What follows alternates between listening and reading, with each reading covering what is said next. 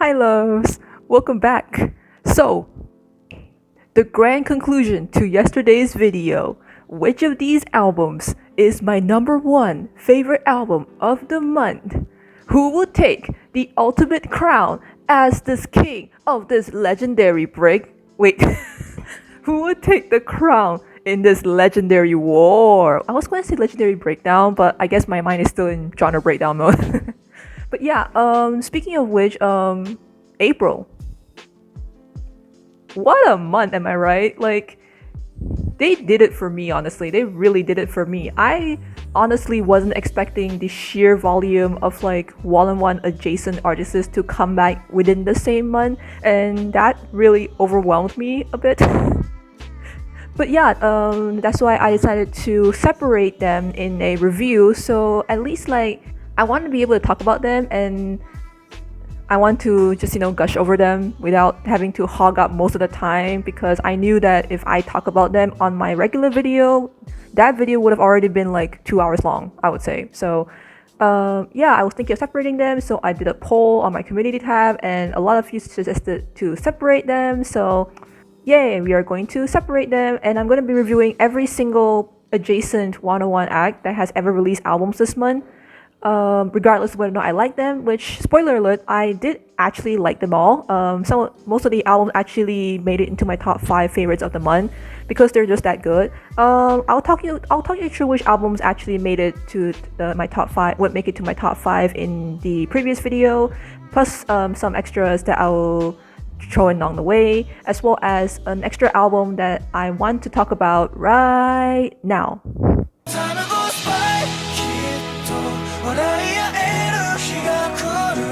So when it comes to Japanese releases by K-pop artists, I usually treat them as footnotes in my videos. Like, I don't include them in my monthly favorites videos. I usually save them till the end of the year, where I just put them as a footnote as to, oh, my favorite Japanese releases of the year, because there's not many of them. So I kind of discount them, and I don't know what's my reasoning behind it. Maybe it's because in my head they are J-pop and not necessarily K-pop.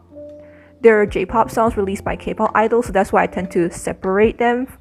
But yeah, that's why I also didn't put these songs in my monthly favorites videos, but I do really enjoy them this month. I did enjoy the handful of Japanese releases that came out this year, including this single album, which I definitely really enjoyed. It's a continuation of CIX's more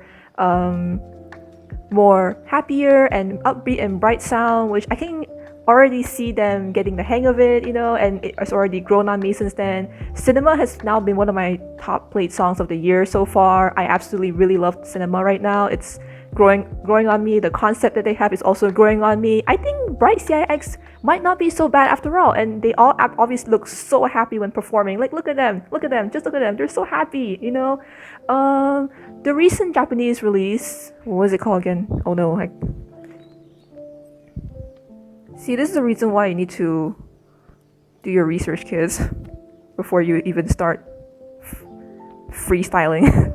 All For You, there it is. So All For You is the continuation of Cinema, in the sense that they continue their breezy, slightly disco-y, yearnful, dreamy kind of pop music that they do. Some kind of emotionally driven pop music that is very warm and fuzzy. It gives you the fuzzy feelings, you know what I mean? And they all sing with so much emotion. Like, they have so much sentiment in their voices, and that suits the song very well. I really love how, especially Jinyoung and Seunghoon's voice complements the song. Their voices are made for songs like these, that kind of like sentimental, emotional driven pop music. And because they know how to inject emotion in the songs, and even though we don't get like vocalist Byung-gun in this song, I still think that he did an amazing job as well. But I cannot disregard Hyunsuk and Yonghee as well. They're also really good, and their voices also definitely fit the style of song and music. They definitely fit right into place more in CIX's brighter concept than compared to their darker concept, because their voices are really soft and elegant and fragile. And yeah, overall, a really amazing Japanese comeback from CIX. And also their B-side, With You, just punches you in the gut. That's all I have to say. So nothing much to say about the single. It's just 2 songs. I don't usually include single albums in my album reviews as well, since if they contain less than 3 songs, aka 2 songs, which is why I didn't include Very Very single album in my last month's release, even though that could easily made it to my top 20 or top 10 very quick, but I left that out because I have rules. So yeah, go check it out if you haven't already. This is a really underrated comeback and not many people are talking about it, so yeah, if you guys like cinema, go check All For You out.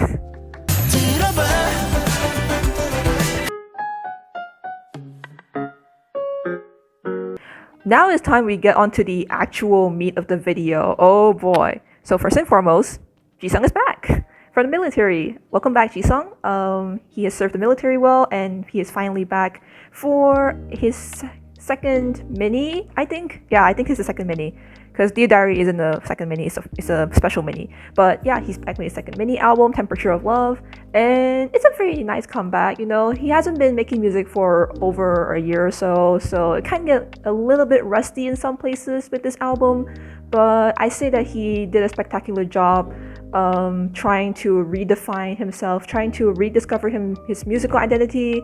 And yeah, this kind of springtime album definitely works well, according to my last video where I did shower my love for springtime albums. Well, actually I didn't know what my favorite season is, because I mean, we don't even have 4 seasons here in Malaysia, so I mean, I don't know what my favorite season is. It might be summer, since it's what we only have here. But springtime albums definitely give me a sort of a fuzzy feeling, and this album definitely gives me a very fuzzy feeling. There are a bit more variety in this album than your typical acoustic spring album. I mean, there is a city pop song in there, which I absolutely really adore. Jisung doing city pop is something that I never thought I would hear, but I didn't think I would need him to do city pop. But now I want that city pop album. Jisung, think about it. Next album, city pop album. This is a really fine album. It's not something I would be keen on re-listening to be honest, but I would say that I have a really good time listening to it, and I did really enjoy it quite a bit. It's very light-hearted. It gives me the warm fuzzies, to be honest, and he makes me so happy. What's important is that he makes me happy, and that's all that matters. You know, music isn't supposed to be analyze, you know, sometimes music is supposed to be like analyzed deeply, or like you have to rack your brains trying to figure out the underlying meaning of music and everything. But sometimes, and you just put on an album as background music for your work or for your chores, housework, and get about your day and make life easier, you know. And I think this album might be something I would put on if I'm feeling stressed at work. This album might be something that I would put on to de-stress myself and just to make myself a little bit more calm and happier. And that's what he does. Yeah, also I have nothing much to say about this album actually, other than the fact that it's very straightforwardly in love, spring feeling, nothing more, and that's fine. It's the simple things that are the best, you know. Simple is the best, as they say. Rock it, rock it, rock it.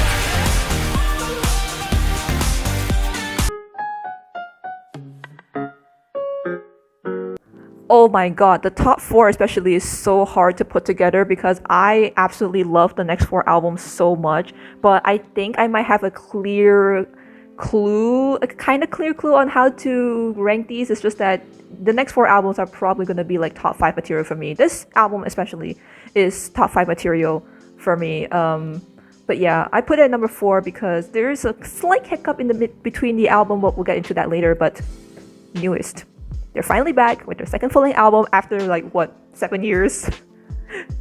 Their 2014 Rebirth album is definitely their best album to date. I'm not so sure because their best album isn't exactly their group album for me. It's their subunit album Who You, which I still regard as their magnum opus, even though I would pretty much pay good money to see it re-recorded in OT5 mode. Like seriously, get Minhyun in the recording booth and record his vocals in Who You, and I'll be set for life. But yeah, I think Who You newest W's album is definitely their magnum opus for me, even though it's not exactly a group album, but it's so perfect. It's like one of the gold standard albums for me. But in terms of group discographies, I say this kind of stacks up, you know. Not so sure which album I like from newest though. It might have been this one though, or it might have been Rebirth, or The Nocturne. I didn't talk about The Nocturne in my second quadrimester favorite albums video because that album grew on me. Let me just tell you guys this real quick before I start this review. there is a hard lesson that I learned with their mini the Nocturne, and here's a lesson that I learned the hard way. Ready, guys? Don't listen to albums while you're almost in the verge of falling asleep. Because when I listened to the Nocturne, it was like 1 a.m. at night. I was super tired, but I also wanted to catch up with Newies, so I put their album on, and halfway through the album, I fell asleep. Yep, I fell asleep halfway. And then by the next morning, I'm like, the album is fine, I guess. And then I listened to the album, it's fine, I guess. And yeah, I didn't even give it a second listen until I worked on my 101 genre breakdown episode. So clearly, yeah, I was missing something when I was sleeping. It's not the album that's boring that I fell asleep, it's just that I was really just tired. So, lesson learned, kids. Don't listen to albums when you're in a tired state. You're not gonna enjoy it completely, I would say. So this time around, I managed to listen to the album. Hopefully, when I am in a more fresher state, I didn't listen to it after work because I would be so tired. But I listened to it in the morning where I felt fresher, and definitely this album absorbed into me way better compared to if I were to listen to it in a sleepier state. So just putting that out there. So Romanticize is a very consistent pop effort coming from Newies. I think this is one of their better albums to date, in a sense that it is so unapologetically pop based. Like, all the pop songs in this album are just so forward, and it just goes headfirst through the walls that it's so powerful to listen to, especially the first half of the album. The entire first half, easily some of my favorite songs ever. My goodness, they're so good. Especially title track Inside Out, which I listen to at least like 3 times a day now. Then we have Dress, we have Black, which are also really amazing pop efforts. So propulsive and energetic and just full of style and suave and maturity at the same time. And then we have the iconic Drive, which they finally made a Korean version for. And oh my goodness, let's just say if I included the Japanese releases into my top 100, Drive would have easily made it into my top 30 or top 20. It's that good. Yeah, I didn't really mix my Japanese releases in my usual Korean releases, but because, like I said, in the CIX part, I leave them as footnotes. But just so you know, that Drive could easily be a top 30 song. A lot of Newies' songs, if they're done right, can easily be my top 30 for me. Like, throughout the years, I didn't realize this, but like a lot of their title tracks made it into my top 30. Like Face in 2012, Sleepwalking in, or is it Sleep Talking? Sleep Talking in 2013, Goodbye Bye in 2014, Love Me in 2019, and Drive in 2020, if that counts. So they definitely have a really good track record in making just really excellent pop music. When it comes to the solo part of the album though, I would say that the first 2 solos kind of like, lulled the pacing a little bit. I definitely would prefer if the 2 songs were to be placed at the end of the album, just so that, it makes it a bit more an easy transition into, because the rest of the solos are actually like pretty upbeat or like very pop focused. So I would much rather the first 2 solos, Mihyun's and Dongho's solos, to be placed at the back, just so that it doesn't disrupt the flow of like dynamic pop music. And it doesn't disrupt the flow of the album entirely, which kind of hinders it from being higher on this list for me. But it's still a top 5 album for me, and like I said, it's just full of amazing pop music that is just full of maturity and suave and overall their general growth as well. I love seeing their growth as artists. They have made so much music over the years, but I think they're finally at the stage where they can truly master the sound, and they can identify themselves as like very mature and smooth pop musicians, and I couldn't be happier for them. I think they're at the stage right now where they're comfortable with the music that they're doing. Like, really just think that Newies is a group that is very distinct in identity, and more people should recognize that. I think that people should definitely check Newies out more. I mean, y'all definitely should, because they just make good pop music every single time. Well done, Newies. Fantastic job, well done. Congratulations on your second full-length album, and yeah, here's to more good music. And also, they're almost 10 years old at this point. I feel old. Yeah, can you believe that they're almost like 10 years old, active currently? That's really weird, right?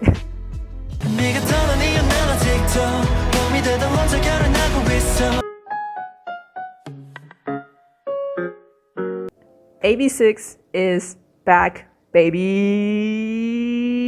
I love AB6 so much. In terms of like 4th gen group discographies, I would say that AB6 has my absolute favorite 4th gen boy group discography? Question mark?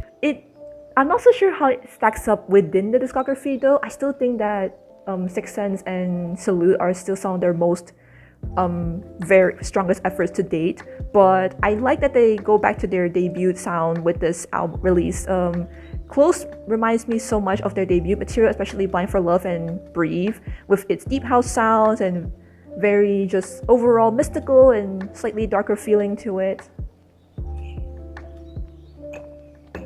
I really like the callback to their debut sound. I think they've went back to their roots a little bit for this one, which I really like it. It's not that they strayed away from their roots in the previous releases, just that they're trying to dabble into slightly bit more stuff like bright concepts and like the marching band concept and the yearnful near spring, almost wintry ballad, almost spring ballad kind of, which I really like the adventurous spirit for, but this is where it's at. This is the AB6 that we all know and love.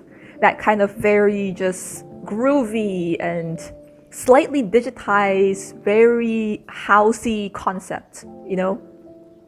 This time around, the AB6 have introduced a sort of lore into their album where the entire album feels very dreamy and... Wait, no, actually it's wrong. The title track feels dreamy, I would say. But the rest of the album, well, it didn't really necessarily tie into the whole dream aspect of it in the same way that CIX's Hello Strange Dreams and B-sides tied into the whole dream-like quality theme of the album.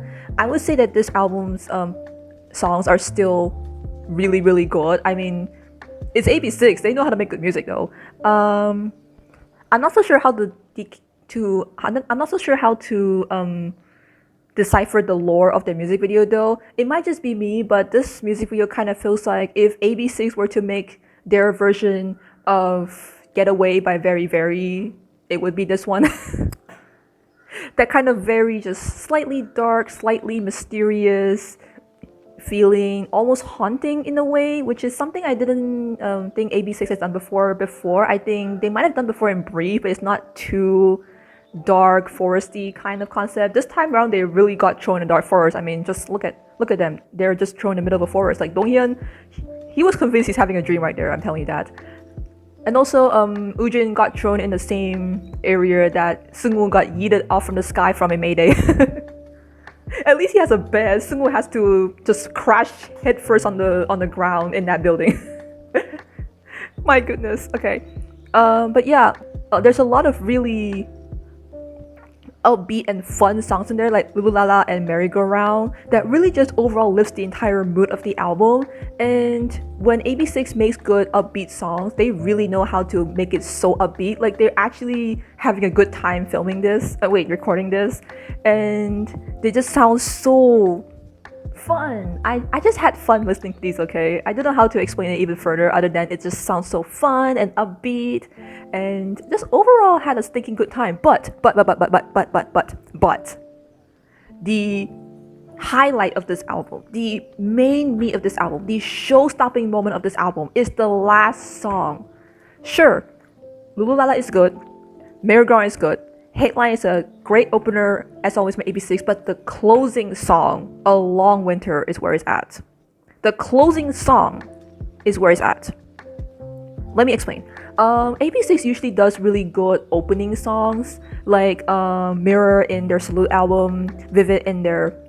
Wait, is it Red Up or Vivid? That's the opening song. Hold on. Okay, Red Up, there it is. Okay, so Red Up is the opening song for Vivid, and... yeah, I think AB6 knows how to make good show-stopping openers. And oh yeah, and even though it's a repackaged album, Apricity from their repackage for Salute is also such a show-stopping opening song that I absolutely adore.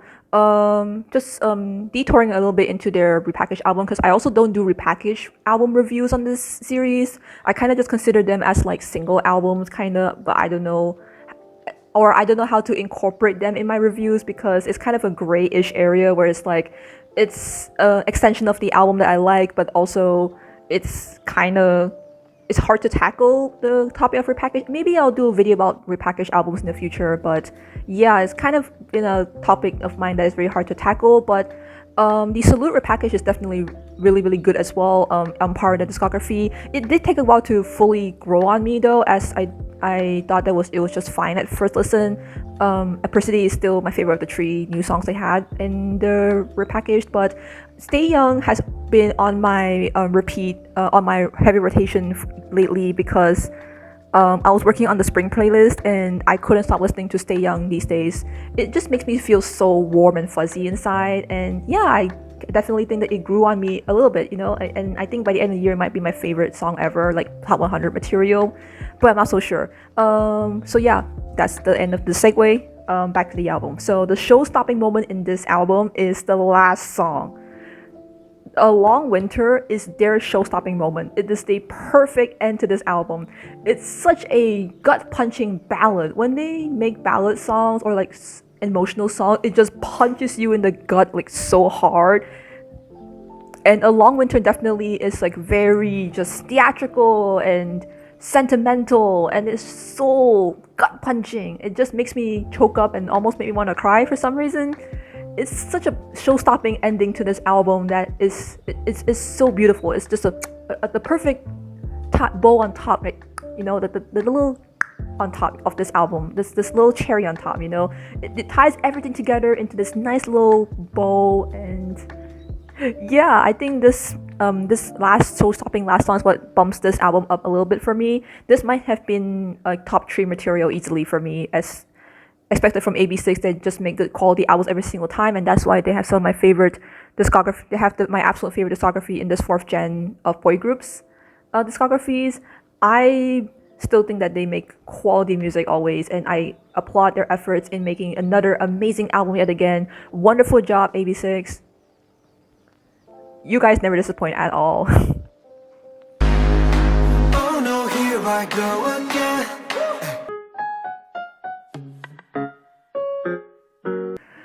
Ooh, Mr. Poopy Butthole were the last 2 albums so hard to place because these 2 albums could easily be my number 1 of the month, though. My goodness. But oh my goodness, it hurts me to put this album number 2, but just know that somewhere deep down inside my heart is also number 1. Just pretend it's number 1, but it's number 2, but it's number 1. So, Kang Daniel, this man. Let's just say he did it again, you guys. My goodness. I love how his discography just becomes better and better with time. I didn't really exactly enjoy his debut album. It is kind of decent at best for me. And then like when he released his first mini, it definitely, there is some chunks of greatness in there. It's just that it didn't really flow cohesively enough. And then Magenta came out, and that was a good solid effort coming from him, even though it sounded like a chill hop album Frankenstein with a pop album, but he made it work. But this album might be his most solid and most cohesive effort to date. And it might have been his most narrative-driven album he has put out. I knew that if I were to put this review in my original episode, the video would have taken way longer than it should. I might have just rambled my head off for the next 20 minutes over this, but yeah, Yellow might have been his most consistent, narrative-driven album to date, like a storytelling album of sorts. And because each track on the album tells a story. The title itself, when at first glance, tells a story, you know, like Digital. It talks about him getting pressure in this digital age where everyone is anonymous and it's easy to attack on people online because of the anonymity of it, and he felt immense pressure from it. Next is Paranoia, where he felt anxious and scared of all the things that he has faced, and what if people actually judge him, what if people actually hate on him, what's going to happen. It makes him have all these kinds of thoughts in his head that makes him feel so scared of confronting what's about to happen. Misunderstood. It's the fear of being misunderstood. My goodness, how do I go through this album without breaking down in the middle? My goodness. It's a very heavy topic to talk about because this is a really personal album for him because as you all know, he had to take a break last in 2019 after his touching promotions because he had to deal with his his mental health, and he did say that it's because of the immense pressure that he has faced online that he has faced all kinds of doubts within himself, and that's why he had to take a break from the industry for a little bit. And it's a very, I understand it's a very, very hard period for him to, mental health is something that is everybody deals with it differently. It's very difficult to cope with that per se, and yeah, he did take a break from that, and it really reflects in this album as well. He did say that this album is like a personal diary to him, so these first 3 songs definitely reflected what he felt at the time. It's not up to me to put words in his mouth though, but it ultimately is his he is the one who understands this album the most. But as listeners, you can't help but feel that this is his personal diary entry into his state of mind, where it's at the time he was feeling dark emotion, the really dark feelings are within him. He felt very anxious, he felt lost at the time, and yeah, it's very just heartbreaking to see that. But the last 2 songs definitely is like his journey of recovery. Antidote, a song where he tries to find the antidote, tries to take baby steps into recovery and stuff like that. And Save You by the end of the album is a song that, he is saved in the end. Well, not necessarily, because mental health is something that is not something that it heals right away. It takes baby steps for you to fully process it and to fully improve it. Like I said in my Play-M genre breakdown once, I also struggled with that in my bachelor's degree. I did struggle with mental health myself, so in a way I really resonated with Daniel within this album, and that actively trying to find baby steps to improve that is a very good first step to recovery. It's by no means perfect, but trying to find that antidote is something that it's a very long journey to take, especially when you feel it musically in the musical context. In the musical context, each song definitely represents each emotion and each feeling that he was going through as well. Not only in just the lyrics, but also the musicality as well. Like Digital is very just digitized and dark and gritty, and it really, really just highlights the terrors of the internet. Paranoia is very disturbing and very just scary, spooky. It's all the things that go bump in the dark, that kind of stuff, and it makes you feel scared and alone and lost, and you didn't know what to do. And then you have Misunderstood, which is like slightly less darker, but like it's also like it's trying to find itself. It's like a song that is trying to fumble its way through life but didn't know what to do. It's fumbling its way through life, bumping into walls in between, and it's just so lost. And then Antidote is where everything gets kind of stabilized. You still have that kind of like a twang in there that kind of felt like, you're not perfectly perfect, but Antidote is it gets more clearer. You saw the light at the end of the cave, that kind of stuff. You saw a light and you're trying to reach for that light. It's like an adventurous journey of some sort as well. Like you saw a light at the end of the cave and you're trying to reach for that. And then finally Save You is where everything, you are reaching the light at the end of the cave. The journey is not yet over, but you felt like there is a sort of how to say this, is there is a sort of a relief within you that there is hope to recovery from the dark thoughts that you have. And yeah, that's also a message that I wanted to tell you guys as well. Like, if you're ever going through something, please know that you are not alone in this journey, and that there are always people that you love that are willing to help you or listen to you. Even if there's no one there willing to listen to you, don't worry, I'll be here to listen to you. I'll be here, I'll be there to hold your hand. If there's no one in your life that is listening to you, you can always open up to me. I will be there for you. Just know that somewhere out there, someone loves you, and yeah, it's a very hard journey, I understand, but you can do it.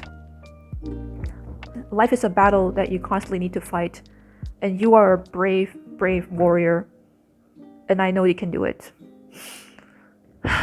Goodness, I don't know if that come across properly, but yeah, just know that if you ever thought of going through something in life, just know that you're not alone, and yeah, I'll be rooting for you. There's people out there that are also rooting for you as well. There's people out there that love you, and yeah, you can find the light at the end of the cave, my friend. I know this is a very hard topic to talk about, but yeah, I think this album definitely is a reminder to people that your words on internet may hurt people. Don't be a dickhead to people on internet, because you don't know what they're going through.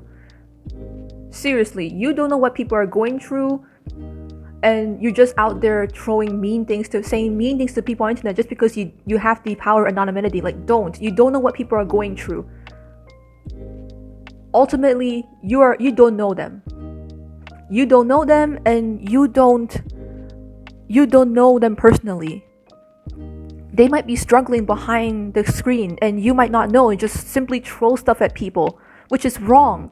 You can't just say mean things to people for the sake of being mean. Like, it's so terrible, it's horrid. And yeah, it's not just Daniel as well, but like every K-pop idol as well. Like, saying mean things to people for the sake of being mean and just being rude is just so wrong, and they would read your comments and just feel bad about themselves.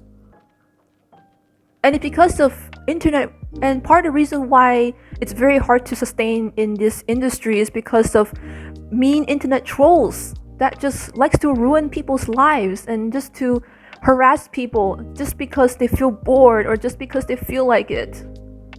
And that is wrong.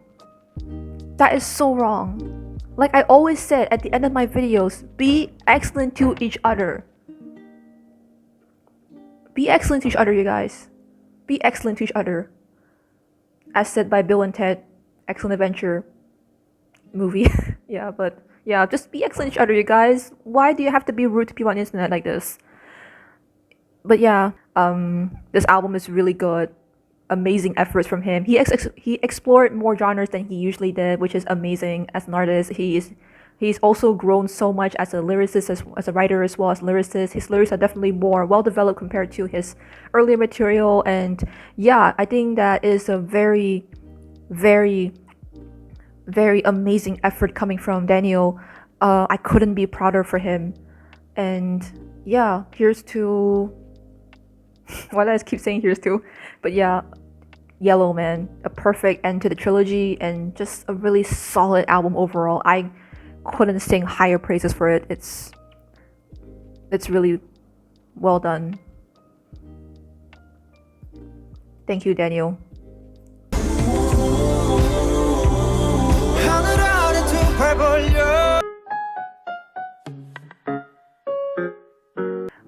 And finally, we have the album that is kinda, I would say, my number one album of this month. Possibly might even end up being in my top 5 by the end of the year. It's so good. My goodness. Okay. But yeah, this album, it's been like almost 2 years since Jaewon has released his last one, and like throughout the entirety of 2020, he has released like OSTs and like singles here and there, but like never an album release. And when he announced that he's dropping his third mini, I was losing my shit. Okay, I was losing my shit. I didn't know what to do. I was excited. I was happy because I did say that AB6 has my favorite discography in the entire fourth gen of boy groups. But in terms of discography in this fourth generation overall, like boy groups, girl groups, soloists, whoever, Kim Jae-won is it. Jae-won has my favorite discography, I think, in this fourth generation of K-pop. Point blank period. I said it.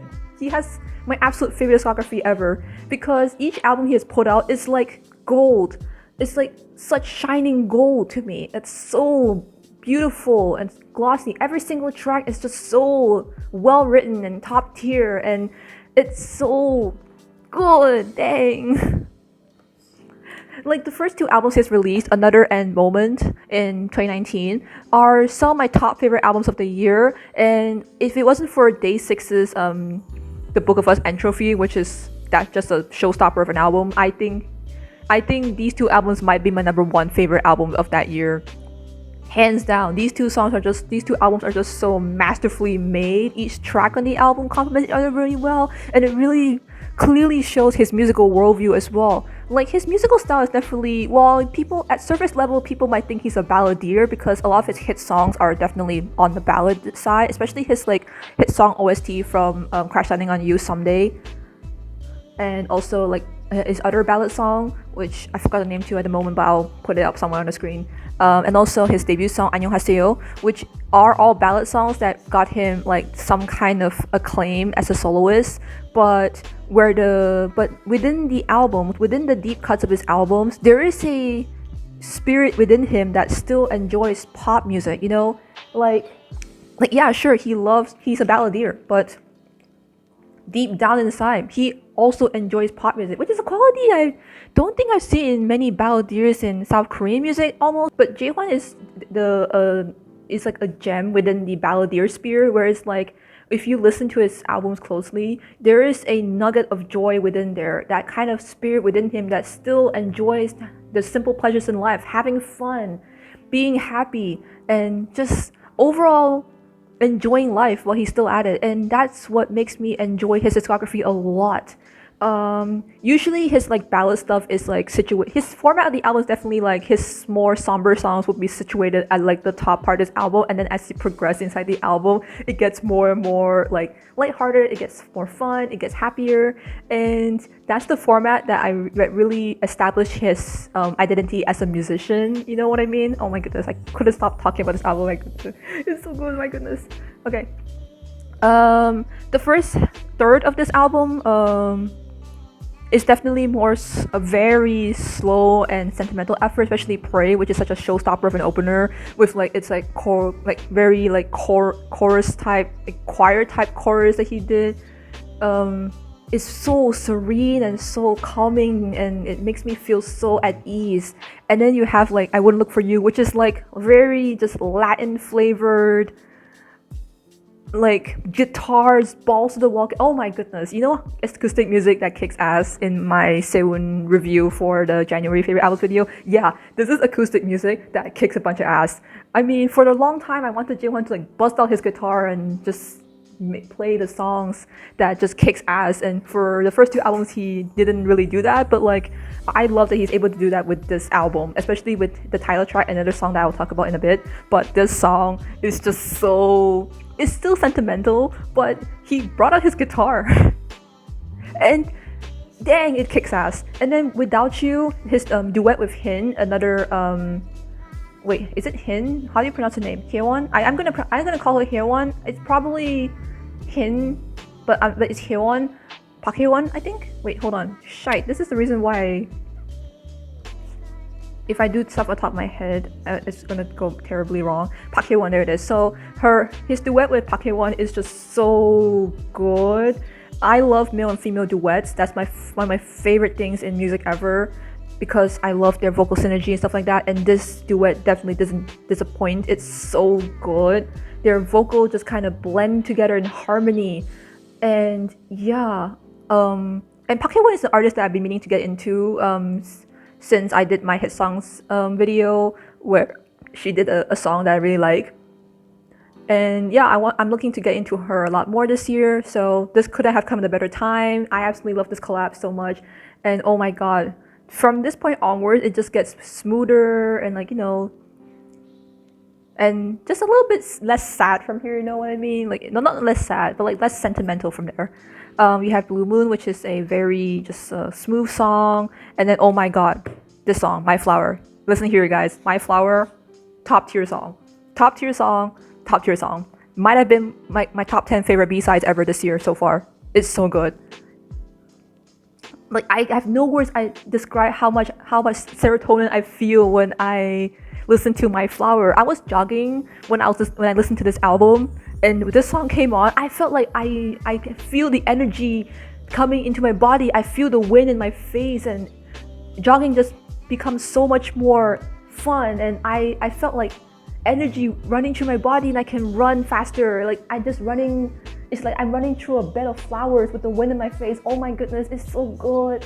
And yeah, it's another song that really is acoustic music that kicks a lot of ass.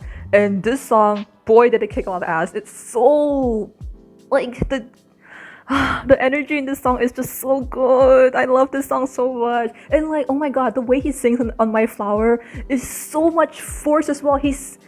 Oh my goodness. The thing I love about Jaehwan is that ever since his 101 days, especially when he sings with his entire being, that to the point where you can feel like every inch of his being is just he throws his voice at you like he throws a brick to your face. It just hits so hard.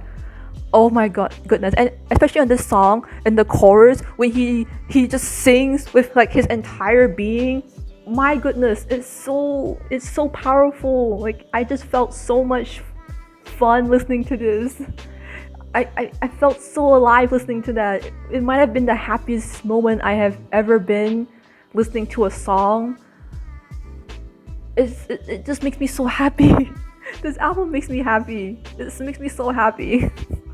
I mean, yeah, of course it's not like musically complex or whatever, or like very innovative or like very deep or whatever.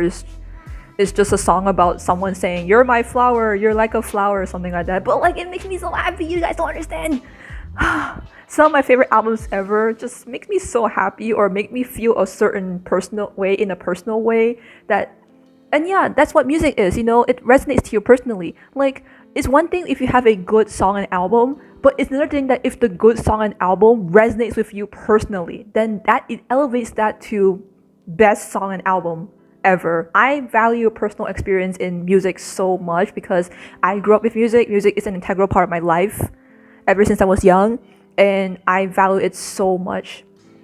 And this album definitely makes me feel so alive and so happy. You have no idea. It just sparks so much joy in me. Oh wait, let me finish the track list real quick. Get Antsy, chill hop song. I love it. Give me more chill hop Jaehwan in the future, please. I would be happy if he just drops an entire album with just chill hop songs like Get Antsy and ZZZ. Oh my god, especially ZZZ is my absolute favorite song from him as well. Oh my god, that's so cute. But yeah, I would be set for life if he drops an entire album of just cute, sugary, chill hop songs. I would cry. I would instantly cry. My goodness. And then Lulu Lala. Oh my god. I was just thinking about the other day when I was looking through like AB6's track list for their recent album, and I was like, wait, didn't someone this month also release a song called Lulu Lala? And then I look at Jaehwan track list and I'm like, oh my god. Oh my god. The 101 agenda this month. My goodness. No. Lulu Lala 2. But yeah, it's like a deja vu thing for me. Oh my goodness, like a deja vu thing when I saw the same title in AB6's album, and I'm like, wait, I saw that before. But yeah, it's so much fun. I love it when he just has fun with it in his songs. Lulu Lala also definitely reminds me of his songs from like his debut stuff, like Melodrama from his Another album, and After Party from his Moment album. This definitely also made me feel a lot of fun as well, especially in the chorus where he goes Shinina. Oh my god, it makes me so happy. Oh my god, I love it. And finally, this song is the perfect ending to this album. It's just so smooth, it's so soulful, and just makes you feel like you're hanging out with your best friend after having fun with them in the day. And the perfect way to end a day is to just sit down, look at the stars, and listening to your friend just play their guitar and just sing a silly song, not a silly song, but like sing a very soulful song, that they came up with on top of their head about how beautiful the stars are that night, with their guitar, impromptu kind of session. And it's the perfect end to this album. Oh my goodness, I don't know how much of this review is just me gushing over this album, but yeah, I love this album so much. It definitely has honed his musicality way more, and I couldn't be happier for him. I didn't think that he would top his first two minis, to be honest, but his musicianship is just so apparent in this album, like very much more clear and more pronounced more than ever. And it just also felt like he's at the stage of his career where he's already comfortable with what identity that he's trying to go for in his music, while still trying to explore more avenues on where he can take his sound to. That's the kind of musician that I like. So guys, if you guys have the time to go check this man out, this man is phenomenal. I love him with all of my heart and soul. I love this man so much. Go listen to him. Go check him out. Go hype him up. He's amazing. Point blank period. End of story. And that's the end of this review. But yeah, what are your favorite one-on-one adjacent releases of this month? Let me know.